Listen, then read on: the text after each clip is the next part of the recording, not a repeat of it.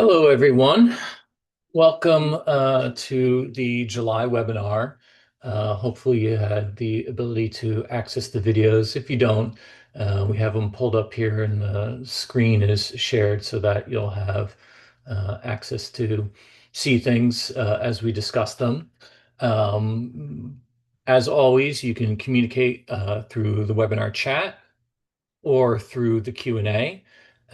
Either way works just fine. I think that everybody will get more out of things if we ask questions and make things interactive. My first question out there would be how many people are closing chests? And when I mean closing chests, putting in chest tubes, putting in pacer wires, throwing either wires or cables or plates, approximating the bone, and then doing the rest from there. Um, so that can give me an idea of how to tailor this talk. Um, but whether you did or whether you didn't get a chance to look at the videos, I mean, there are some things to talk about. There's lots of ways to close chests. And everyone sort of has their preference. I have my preference. But the thing is that you could pretty much do a good job of approximating a chest with almost any technique. And when someone gets good at a particular technique, it's sort of hard to say that, if they're an expert at it, that someone experienced with another technique is going to be better in some way. Um, that being said, like I said, I have some beliefs. So there's single wires. The wires come in different thicknesses. Obviously, the thicker the wire, the stronger it's going to be. Although the more protruding that it's going to be, especially for people with thin chests, who are also younger in age, possibly. There are double wires, which is basically two single wires kind of, next to each other. There's the cables, which are sort of woven rather than a single. You can think of it as monofilament versus a braided filament. It's similar in concept to that when you talk about sutures. And then there's a whole variety of plates that all have, the signature of each company that makes it, their own sort of style, thickness, flexibility, number of holes, shapes. Um, it's basically the right plate to use is the one that gets the job done, essentially, for the particular situation that you're in. Um, there's also plates that have wires integrated into them, and I sort of think of those as a belt and suspenders approach, where you have a plate and then a wire in it, so it wraps around. And not only do you have, the wire wrapping around the bottom side of the sternum, but on the plate, then you have the prongs, of the screws going through the plate itself. And you put all that together, and it gives you a pretty, really stable type of closure. Um, they have fiber tape now, which is a somewhat newer development. And then there are, things that have come and gone out of vogue, like the sort of hooks that lay on top of the sternum and approximate it together. Um, all of those things are options as well. Packing a chest open is sometimes the best course of action as well. The way I go about selecting what I use is I most often use cables. And there are a few reasons. One is that if you look at the Golden Gate Bridge, it's not suspended with monofilament metal cables or metal wires, right? It's suspended with braided metal. And it's just because you're going to have more tensile strength with that, with the braided rather than the monofilament. So it's stronger.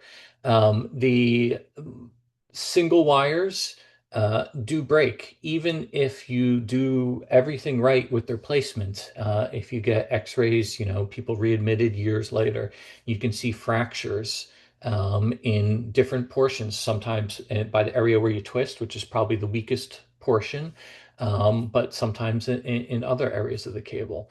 And so for the reason I don't particularly prefer them, I think that the cables are stronger. Um, and the more that you bend the single wires, the more likely they are to break. And in fact, if you think about it, when you try and take the needle off, what do you see surgeons do? You see them kind of bend, bend, bend, bend, bend, and then it breaks. So you only have so many movements before you create an inherent weakness within the structure of the cable and it fractures. Whereas the cable itself, the braided, it can flop all over the place, and it's flexible and malleable in a way that the single wires are not. The other reason that I prefer the cable system is that it allows me to work such that I can place all of the cables, and then I can place my retractor in and then open up the chest again if I need to. So I work in transplant surgery, and a lot of the patients are dig outs or redos and have significant coagulopathy. And that allows me to place my cables while anesthesia is resuscitating the patient, correcting the coagulopathy. And if I need to go back in and further evacuate blood or look for bleeding again or anything, I can do that. Whereas you can't really do that to the same degree if you're putting single wires or double wires in. And so you end up waiting. And I worked with one surgeon who was always baffled that I would walk out of the room and be like, "How are you done so fast?" And it's because I don't wait for the coagulopathy to be corrected. I start working immediately while the coagulopathy is being corrected. And during that entire time, I'm putting in my chest tubes, putting in my wires, putting in my cables, searching for bleedings, controlling it. And then this way, by the time I'm done with everything I need to do, coagulopathy is probably well under control and it's time to bring the chest together. So it allows me to work in parallel rather than in series, waiting for one event to happen, then doing another event. Multiple events can happen at the same time. I think that's a significant advantage to that. Um, Whether or not to use plates, at our institution, we have certain guidelines that we go by. Anyone who has a significant BMI, morbid obesity, anything above a BMI above 40, just because the amount of weight that they have on their frame is going to cause extra stress on the sternum. So we tend to plate those people. Anyone that preoperatively, if they have a workup and they've been demonstrated to have osteopenia or osteoporosis, again, we will tend to try and plate those people. Um, People who are on chronic steroid use, and that can be for a myriad of reasons because of the osteoporosis associated with that and the poor wound healing associated with that. The extension of that is when you have transplant patients, not only are they on steroids, but they're also on antimetabolites, which inhibit wound healing, and some more than others, but they all do to some degree. So our transplant patients in particular, we make an effort to plate. The caveat is if it's a reduced sternotomy and there's significant bleeding at the end, you don't want to put a whole bunch of plates in and then have to come back for a re-exploration. So if the likelihood that you're going to be back there is pretty high, we'll probably just do plain cables. And then either that's all they get, or if we do get back there and we evacuate all the blood, then afterwards, during that second washout and reclosure, if everything's dry this time, then we'll put the plate in place. As well, high performing athletes, young, strong weightlifting type guys will play. People who have amputations, both lower and upper extremity, because they're going to be using walkers in their upper extremity, either one or both, to a larger degree to support themselves and not really be able to adhere to external precautions in a way that's predictable, reliable, and acceptable. And so those are some of the people that we will consider to put plates in. And obviously, if there is a fracture within the sternum that mandates plating for stability, then we will do that. Sometimes you can get away with doing what's called a Robocheck weave. If you don't know what that is, it's sort of when you zigzag either wire or a cable along one side of the sternum, above a rib, below a rib, above a rib, below a rib, and then make your way back. Um, that can usually take care of, say, if there's one horizontal fracture within the sternum. When you do that, you need to make sure that your weave extends one rib space above and below the unstable portion. Otherwise, it's sort of like a flail chest if you think about it.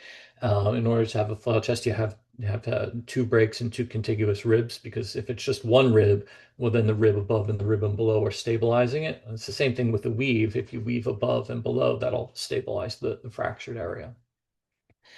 Um, so that also provides extra strength to the bone when you approximate it, because not only do you have the bone itself, but then you have either the cable or the wire that you're going to be using. Um, those are some of the options and some of the thoughts about why you might use one specific technique over another. One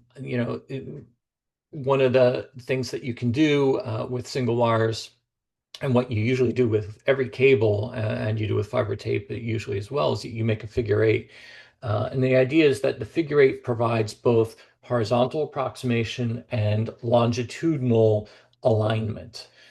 So it gives you a pull in both directions.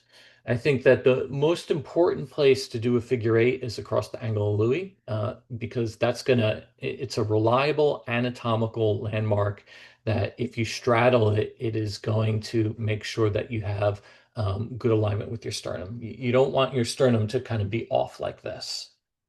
Uh, the other wire that really will give you your most important um, determination of what your alignment is with your sternum is going to be your first wire. The distance from the top of the manubrium to where that insert site is needs to be the same on both sides. Because if it's not, it's going to pull it together like this instead of like this.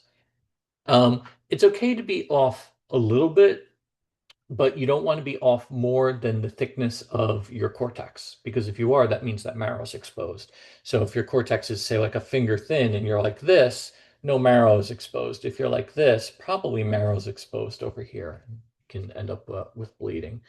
So as a general rule, we want the heads of the manubrium to come together, even if they're off the tiniest bit. As long as it's less than what the cortex of the bone is, then that's probably going to be okay. Um, in addition to, closing the bone itself, there's usually, and it depends on how aggressive or how extensive your incision is, there's going to be an epigastric hernia at the bottom of your incision. And we double reinforce all of that for all of our patients. And we just do that sort of as a standard. This way, it's sort of like, one of the things I always teach is what you need to do when it counts, right? What you do in that situation is what you do when you're practicing. So you practice the right way every single time. Even if the patient doesn't need it, then do it the right way every single time. And this way, nothing gets missed and it's never a problem. So we'll take number one Ticrons and straddle across the epigastric hernia, and then take a PDS and run across it. And after we're done running it, we'll tie down our Ticrons. So again, it's like a belt and suspenders approach. That comes from the fact that we do transplant surgery. So if you have a CABG and the epigastric area opens up in the epigastric hernia, it's an inconvenience. It's unlikely that something's going to get strangulated or incarcerated out there, because the liver is probably flapping against it in the way. Um, but if you are doing VAD and transplant work, VAD in particular, especially with the older VADs, the HeartMate 2, it would lay right there in that epigastric area. And if it eroded through, you get a VAD infection. And I'm not talking driveline infection. Driveline infections are bad, but they can be chronic and smoldering. A VAD infection is a real problem, and can take people off a transplant list and or kill them. Um, so we would always want to make sure that we do everything that we can to make sure that they don't get a cutaneous fistula to their VAD, essentially. And even now that the VADs are smaller, the outflow tract sometimes travels right in that area. It depends on the anatomy of the patient and the size of their chest cavity. The reason that we do it in transplants is that, while you take an average patient who is maybe otherwise healthy but had a CABG, and, you take them back to surgery again to repair an epigastric hernia, it's a big deal. But if you take a transplant patient and do that, it's a bigger deal. just because of the immunosuppression and the infection risk that goes along with that. So some of the things that we do um, stem from the fact that we do a vaginal transplant and then we just apply it to everybody. It's sort of like ECMO. Once you learn how to gain vascular access for ECMO, you realize it has to be done in a very specific way. And there's lots of people who could put in central lines and they think they can put in ECMO, and they can't. They're going to make mistakes because there are things that you can get away with when you're just doing a central line that when you dilate up to 26 French, you no longer can get away with that. So there are specific things that you need to do, and that's sort of the analogy. There are specific things that VAD and transplant, epigastric hernias in VAD patients and transplant patients are really not good. Um, and so you might be able to get away with something in, what do you call it, a cabbage patient, but not in the other population. So as far as technique, what you want to see, normally you're used to following the curve of the needle, right? And you want to pass the needle through the tissue sort of in a circular arc following the shape of the needle. When you're passing through bone, it's not a circular motion. It's a push straight down.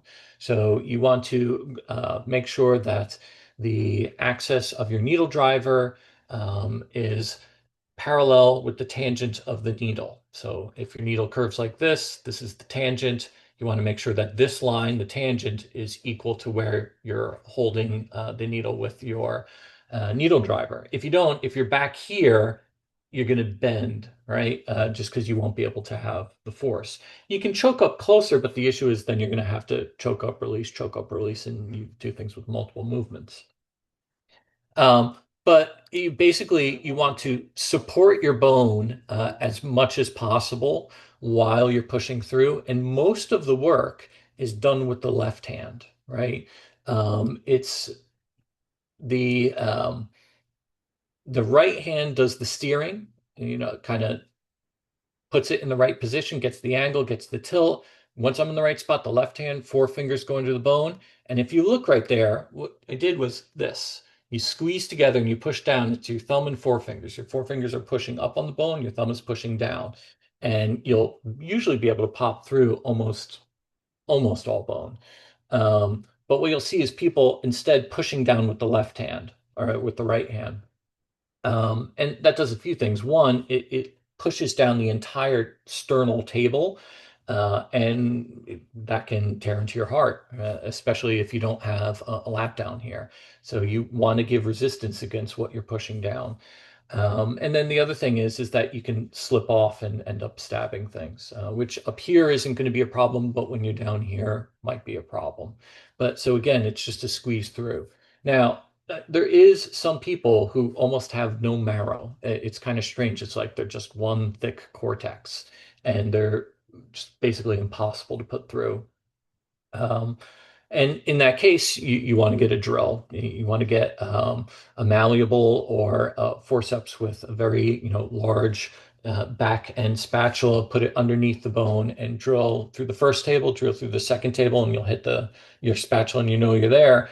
And then what I'll do is I'll take the release mechanism and take the handle of the drill off, but leave the drill bit in the bone, right? So that it's just the tiniest bit through so that I can feel it, right? But it's not in danger or going to poke anything. I'll get my needle ready, get it in place, get it right next to the needle. And then if I have an assistant with me, I'll have them take the needle out and then you go right in the hole. The issue is that if you take the needle out and then you look away and then you load your needle and this or that or blah blah blah, finding the hole that the drill made is surprisingly challenging, especially when you're coming on this side and you're coming downwards. At least you have the hope of seeing it. When you're coming on this side and you're coming up, you can't see the entrance site of that drill hole, the pilot hole that you make. When you do drills, again, it's only necessary in the manubrium. There are people that will go through the sternum, the bone, everywhere. I go around the bone once I get below the angle of Louis. But we'll kind of watch this first one get put through, and we're going to immediately reload the needle. So what you saw there was that My hand and the bone, if you think about it, together, we're acting as a forceps, right? So normally you would use a needle driver and then forceps grab and then refeed yourself. You don't use a forceps when you're closing, a bone within the chest. So to reload the needle, you just push your finger against the needle, and it'll sandwich it between your finger and the bone, holds it in place, and then you reload the needle. You want to reload the needle in the wound. You don't want to pull through, reload. You're adding steps then. In surgery, there's something called economy of motion, which means that you want the minimum number of effective steps possible. And because any added step that you do increases, it's another opportunity for error. So if it's not necessary and if it's not effective, then it's going to be a problem. And so what you see here is that the right hand is steering, but most of it is going to be the left hand. And so the palm is on the bone on the top, and the fingers are pulling up, right? And so that's the motion on the one side. You have the fingers on the bottom supporting, and you push down with your thumb. On the other side, you have your palm on the top and your fingers push up. And that's will allow you to push through most bone. What you'll see is you'll see a lot of people pushing up just with the needle driver. And whereas on the patient's left side, when you're pushing down, you can push the table of the bone into the heart and cause a laceration. That's a problem. When you're pushing up on the patient's right side, and you can like rip someone's chest wall off. Not literally, you're not going to rip it off, but I'm convinced that you're causing unnecessary post-operative pain. You'll just people crank up on the chest in an unnecessary way. And they get enough of that from the mammary harvest on the left side. You don't need to double it by, cranking up on the patient's right side as well. And so we're going to get through here. And, this wire has a lot of memory. So you have to have your finger and sort of guide it down into place. Otherwise, it can, loop down and cut things. Not so much going to cut over here, but over where the heart is, certainly. Right. Um, Generally speaking, I'll close chest alone, unless I have a PA with me that's younger that I'm training.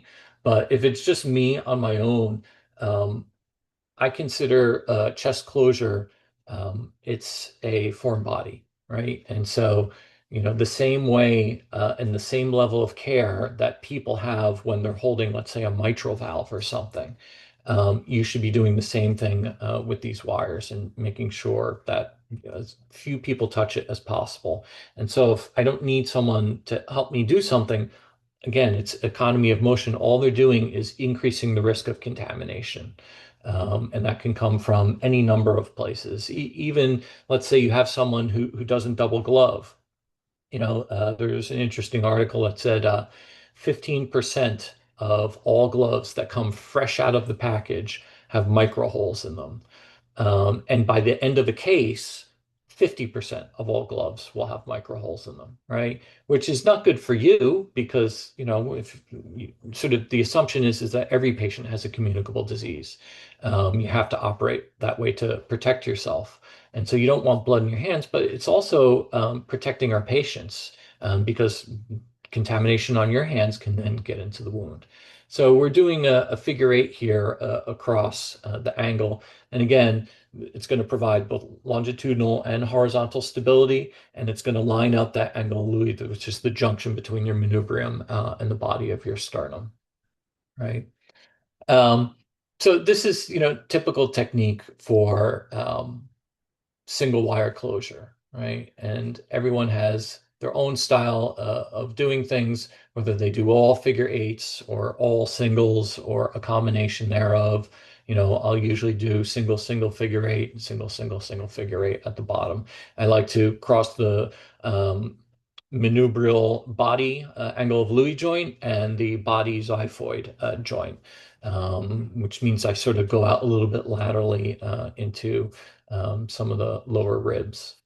But that's basically the way that we'll bring things together. You know, Here you could see we've placed the ticrons in place that we talk about. Um, let's pause for a sec. You can see here's one going across here. Here's another one going across here. Here's a third one going across here. And then we're going to take a PDS and then run this hernia. And then when we're done running it, we would tie these over it so that we have a corkscrew going through here and then something around the corkscrew in multiple locations to prevent that hernia. As much as I can, if I'm the one doing the sternotomy, I always try and do skin sparing sternotomies. Uh, my ethos is the surgeon can always cut more, but they can't uncut what you've cut, right? And so they can be frustrated by the size of the incision and go, I got to make this bigger. And if they do that, I'm not offended. I consider that I have done my job then, right? But if everything's fine and blah, blah, blah, it's like, well, I probably could have gone smaller. And so, like, why go smaller? Um, Again, because you're less likely to fistulize through tissue. We could have put the incision down to here. You could see that I'm sort of going under a skin lip to close this epigastric hernia. It's much harder to fistulize over here than it is through a wound, an incision. And then the other thing is you have to assume that all patients could potentially get a trach, right?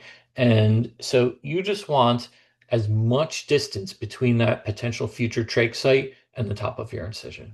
And so, generally speaking, if I'm the one that is doing the incision, I will take the incision to the angle of Louis from a skin perspective, and that's it. And sometimes that's really hard to do.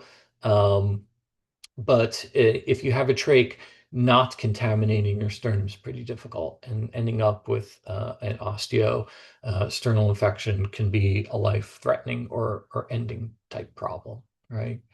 Um, so one of the things that we'll talk about here is that when we actually tie our wound or tie our wires together, you can see I draped it over my finger, right? And that is what that is going to do is that's going to put the bend point above where we cut, right? Whereas most people will just flap it down, that puts the bend point at the base of the twisting, which is going to stay in the patient. And again, so what do? They twist, twist, twist, bend it down, pull it up, cut it, bend it down to put it out of the way. So they just went bend, bend, bend, right? You saw how many bends it took to pop the needle off when we were passing, only like three or four. So as much as you can, you want to make sure that you don't weaken these wires unnecessarily. So again, bring it together, we're going to twist, and then the important move is drape it over your finger. That puts the bend in an area that will be excluded from the patient. Who cares if that area gets weak, right? Um, so that's sort of the gist of a single wire closure. For a double wire closure, we can get to the point where we're actually cranking it down. You can see it's just a looped single wire, essentially. Um, when you do this, when you pass along the body, you want to be hugging the body as much as you can, because if you go too far back, you're going to bag the rima. Or if it was just a valve case, say it wasn't a cabbage, then you can bag the lima. And that's not good for multiple reasons. One, it can lead to bleeding. Two, you destroy a conduit that could be used for future surgery. And three, it's just sort of sloppy and not necessary. So you really want to hug the bone as much as possible. And what we're going to do after we bring the chest together is show you the hook and what some people do also mallet technique. I don't really use the mallet. I don't see how it contributes to anything. I can bend the wire down just fine without it. And I think hitting the sternum, which has been freshly approximated with a hammer, isn't a good idea. But you're going to put the hook together and you can see it's just a sort of rotating wrist motion and it spirals down. When you do this, the way you know how to stop is that when the spiral starts to double helix. So you'll have the wire spiraling around itself, and then once it can't spiral anymore, the entire spiraled structure will start to curlicue. or to spiral itself. So it would be like a spiral of a spiral. When that happens, you're done. You can't get any tighter than that. And all you're doing is you're going to create a weak point if you keep going. So, um, the thing about the single wires is that, they can be a little sharp. So, when you cut them, you want to make sure that you're holding them and that they don't turn into bullets, right? And so you can see these, we're going to cut and I'm holding on to it, right? And holding on to it. If I wasn't holding on to it, they would go flying and hit someone and probably blind them. And then for the single wires, keep them all nice. You want to be able to pass this in a way that a tech can grab it and is not going to impale themselves on one of these.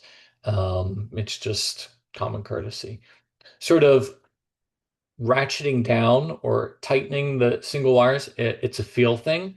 It is possible to over tighten and you'll break your wire. And then if you're at this point where the sternum's already approximated, you're going to have to open up and redo, or maybe you take the wire out and then just plate there. That might be another options that you can do. But you'll develop a feel for what it feels like to get things as tight as you need to get them. When we're looking at cables here, again, all of these are going to be figure eight. For the most part, you can do everything with blunts, even passing through the manubrium. It takes a little bit more strength, but I think that there's less bleeding associated with it, especially for this one when we're crossing the manubrium, because here we're going around the sternum, then through the sternum, and then around the sternum. The around the sternum with a sharp is going to have a high likelihood of bleeding. So maybe the top one I'll use a sharp, but the rest will end up being blunts, right? And so you figure eight your way down, and let's get to a point here where we can ratchet. We're just closing our epigastric hernia right there. One of the things that you may notice is that we'll put in our epigastric sutures before we approximate the bone. You have excellent visualization here. And if you do it now, the likelihood of you bagging a chest tube and suturing a chest tube in place, I mean, you got to work pretty hard to do that. Whereas once the bone is together, your visualization's a lot less. And so the likelihood of you bagging and hitting a chest tube and then needing to take them back just to take the chest tube out is high. So this is what I was talking about when I said that you can put in cables and then retract them out of the way and then open up the chest still. You really can't do this in the same way with single wires or double wires. And that's one of the benefits of it. This is a big piece of Gore-Tex covering the heart. We used to, at one point, wrap our VADs in Gore-Tex, which we don't do anymore. But you could see that, we're tacking the Gore-Tex to various areas along the pericardium. Once you've brought the bone together, the cable system has a ratcheting system. And so it's good in a lot of ways. It makes it so that chests that have a lot of recoil and don't want to be brought together, you can bring together. And you can also bring together alone without help. Whereas, normally if you have wires, you give some wires some to yourself. Yeah, everyone pulls up together and you hold down while someone's tightening, and it's this two-person job. With cables, you can just do it yourself. You ratchet down. And I liken it to fishing. When you pull back, right, you're not reeling. You don't want to reel under tension. You want to pull back and then reel as you go back down, not under tension.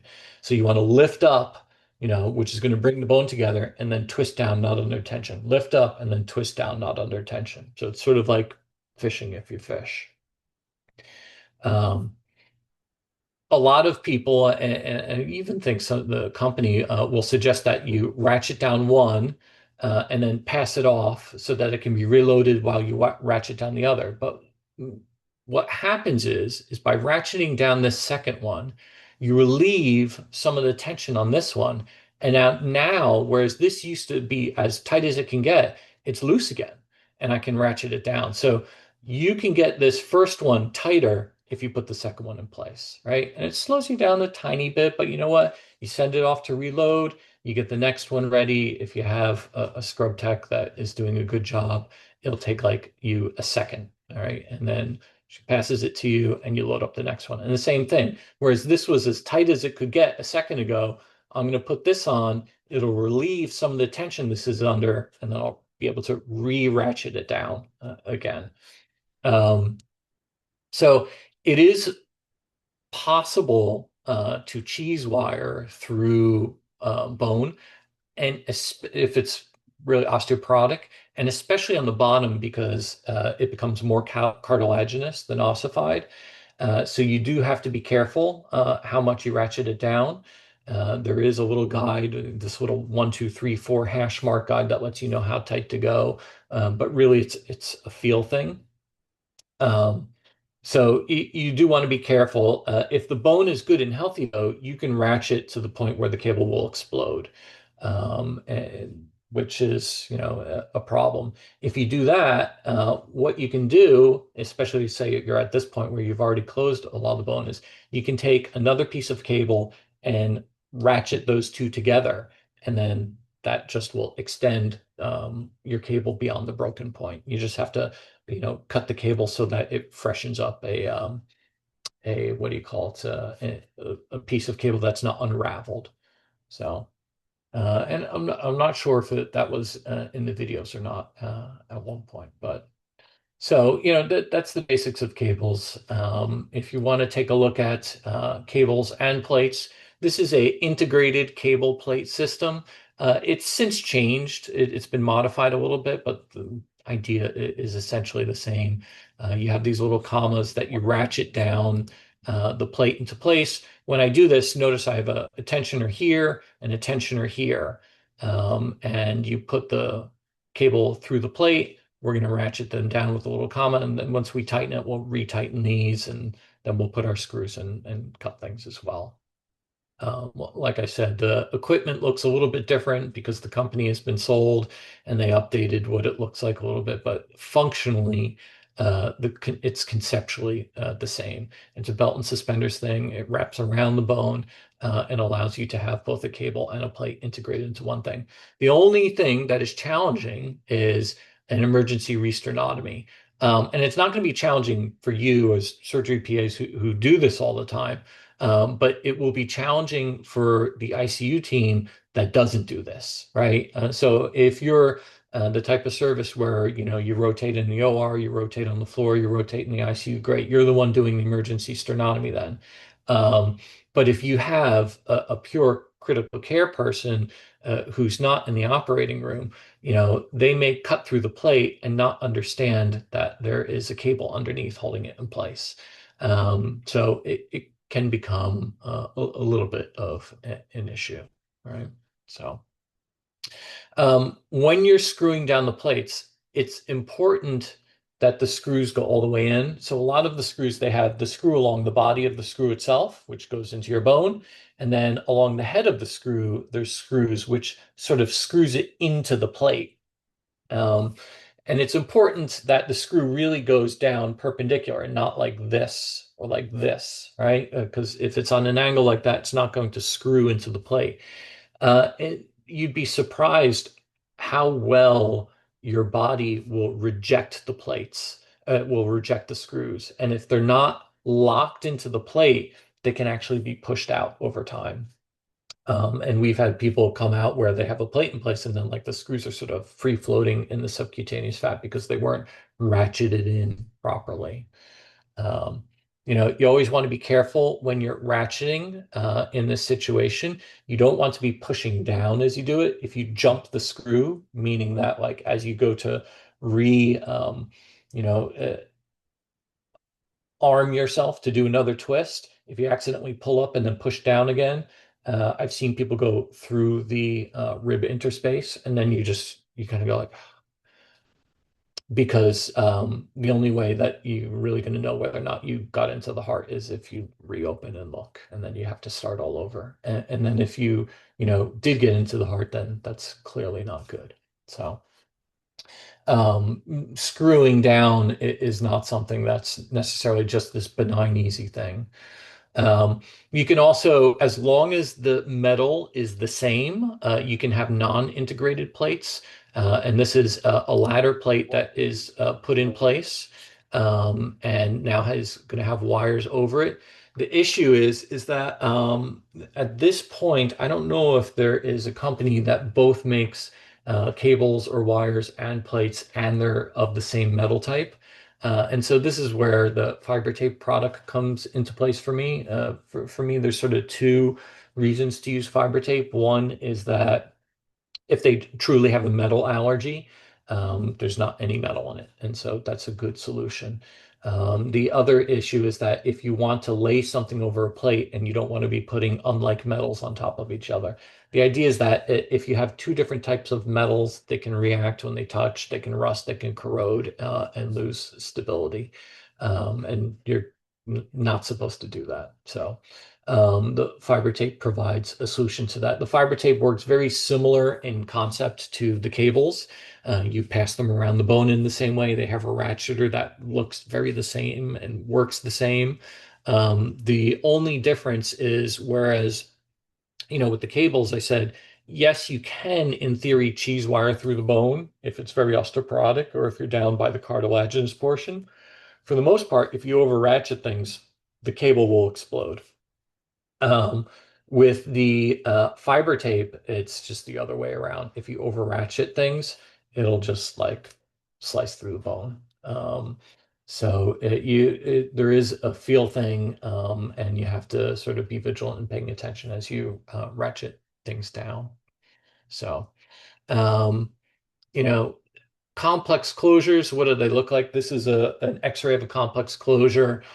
You can see we have an X plate with wires going through the orifices of the hole. These are two T plates where the rib was actually reimplanted into the sternum when you have postachondral disarticulation. And so this rib was reimplanted, this rib was reimplanted, and then this rib was reimplanted. And then we have another double plate down here. And then you could see there's a Robocheck weave going up on this side. And you might be like, this is crazy. And it was like, yeah, but his bone was completely destroyed, obliterated. It was a transfer in from another institution. I don't know what or how it happened, but every single rib space was broken and there was loss of the posterior wall or posterior table of the sternum, and there was all sorts of craziness. Um, and so you have to learn how to figure out how to repair complex things. And sometimes you can be so denuded that your only option is to do pec flaps, in which case you sort of completely take off the pec major muscle from its insertion onto the sternum and you lift open or lift up that space overlying the anterior chest. And that will allow you to then take plates and lay them longitudinally across the rib. So you could go rib, rib, rib, rib, rib. Doesn't really matter if the sternum's, totally destroyed. If there's a screw there, great. If there's not, it's not. As long as it is approximated, it's fine. And then you just go to the other side, rib, rib, rib. And so you could see like this chest wall is completely, it's completely elevated at this point. And we're down to, the rib cage. And what you're going to see here is in a second, we're irrigating and things like that. We're taking these long plates and really screwing like 5 times into the rib, 5 times into the rib. And it kind of doesn't matter if the state of the sternum at this point. And so, in your algorithm of how you're going to handle things, like, well, maybe you start off with a Robocheck weave, for one little thing, or maybe you do a plate to do a more complex break, or maybe you do a series of plates or combination of Robocheck weave and plates. But eventually you get to the point where it's like, well, now you need to do a pec flap closure. And so this is the a plastic surgeon within our institution, and he basically trained us such that, if we have an elective pec flap to do, obviously we call him. That's the right thing to do. But in the middle of the night, if we need to do one, we've done enough with these. And you kind of learn how to bend the plates such that they contour to the rib cage in a way that makes sense, right? And so this is a very different type of plating system than what we've seen in the other videos. But if you look, we can get to a point where, you know, this rib cage is super solid at this point, and this was a sternum that was pretty well obliterated and infected. Um, Now you're going to have to drain these flaps superficially because you're going to create a dead space. So we're going to put JP drains on either side before we close this. And obviously, if you're doing something like this to just reconstruct destroyed bone and you're not infected, okay, that's one thing. If you're doing this in the setting of, osteo as a solution and treatment for that, obviously they need to be treated by ID ahead of time and be cleared and ready for a procedure like this. So, pec flaps are important to know how to do. Once you reapproximate the pec layer, what you're then going to do is sort of divide the subcutaneous anterior portion of the pec muscle and the subcutaneous fat so that you truly have a mobile flap and then another mobile flap, right? Bringing things together.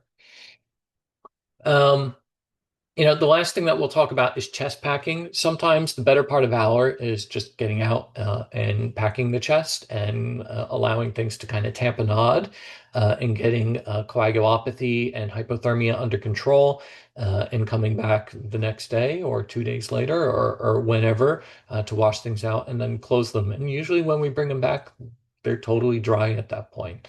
So you want to make sure that when you pack lightly in between the pericardium and the heart, because what's going to happen is over time, that's going to kind of fuse together and you want to maintain that plane. So when you come back, if this packing's there as you pull it out, the plane will declare itself. You can't be so aggressive, though, that you take up a whole bunch of space and tamponade the heart, right? The other thing is that you can pack above tubes and cannulas, but you never want to pack below a tube or a cannula. And the idea is that when you're removing the packing, if I pull up, if it's underneath, I can then rip out that cannula or that tube. And not always is the person who packed going to be the person who comes back to unpack, right? And so you have to set yourself up for success and you have to set up the next person for success. And you got to make sure that when you take this retractor out and the chest closes down, the presence of this packing doesn't increase your CVP and decrease the preload to your heart and essentially put you into like a type of tamponade obstructive shock. As well, when you put the suction on, that suction can bring everything down and can take packing that in this situation is not causing a problem, but once it's under suction, it may cause a problem.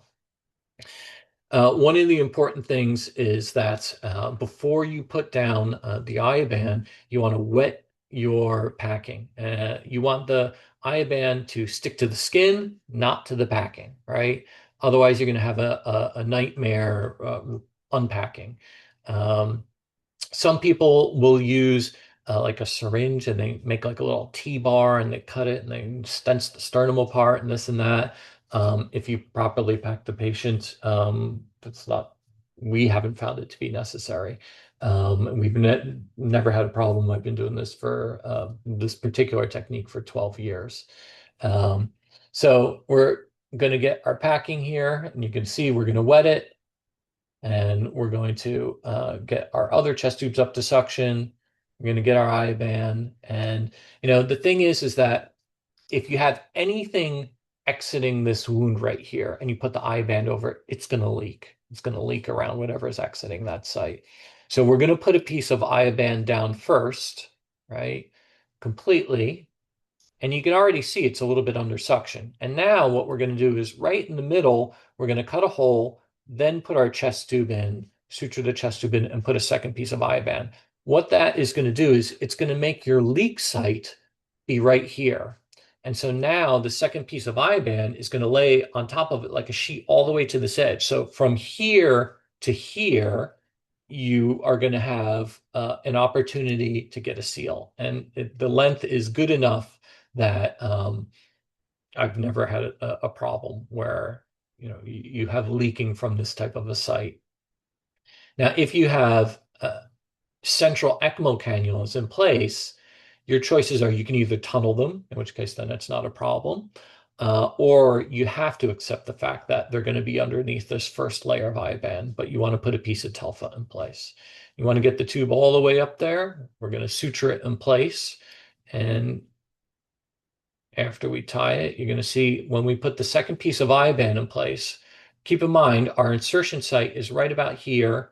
And so we're going to pinch, pinch, pinch, pinch, pinch, pinch. So from here all the way down to here, we have all this room to get a seal. As opposed to if this was only underneath that bottom one, we would only have that tiny little 1 inch right over here to get a seal. And you can see it's clearly sucked down, totally fine. If you pack people this way, when you go to unpack them, this is what's going to happen, right? We've taken our chest tube off and we're going to cut our stitch. And what you're going to see is that it's the easiest thing in the world because we wet our thoracic packings ahead of time. And the IBAN sticks to the skin, but doesn't stick to the wound. And it comes off looking like a device called the fish, which if you've ever done abdominal surgery is used to keep the abdominal insides inside while you close the fascia. But then we're going to remove the packing. And you could see some areas are dried out and usually might need to be wetted in order to make them loose enough to unpack. But you want to be gentle when you unpack.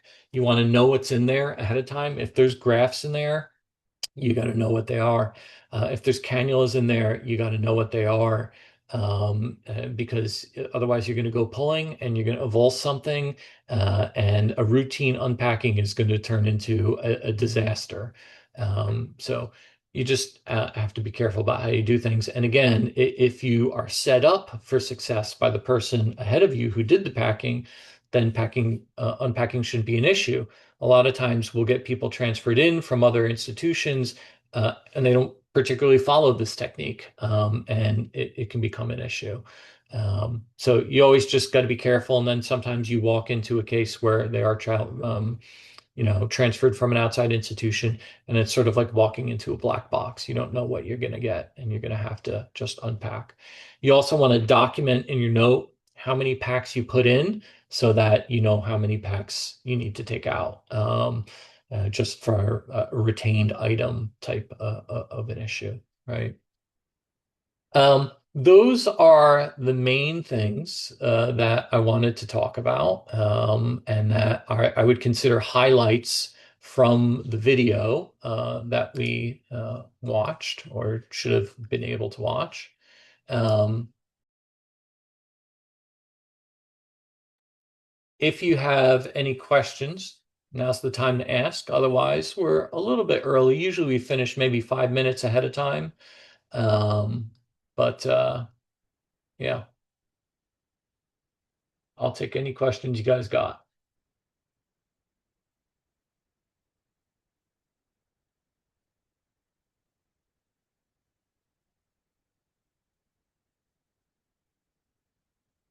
Cool.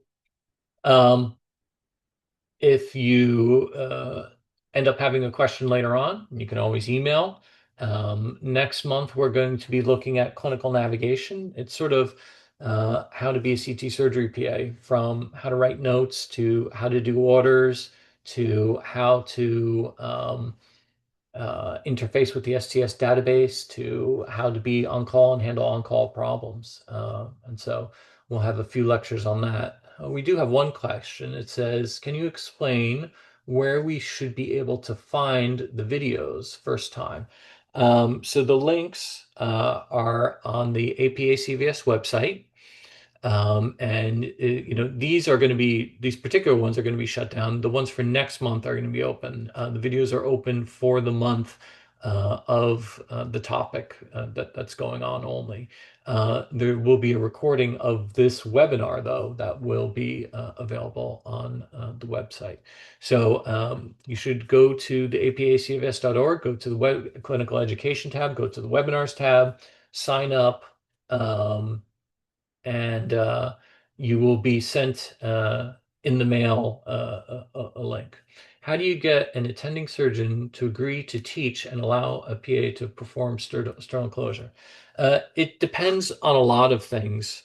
It depends on your state. So when I was in Massachusetts, it's a pretty litigious state, and the attendings just didn't want to accept someone else closing a chest.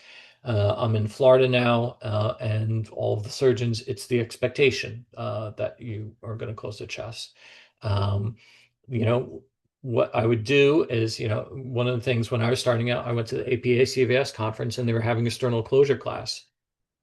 First thing is do a sternal closure class, find a mentor, find another site that you can go spend time with someone. It's going to require a lot of legwork to get visitor privileges at another hospital. Um, but see what you can learn from them. Put some initiative forth on your own.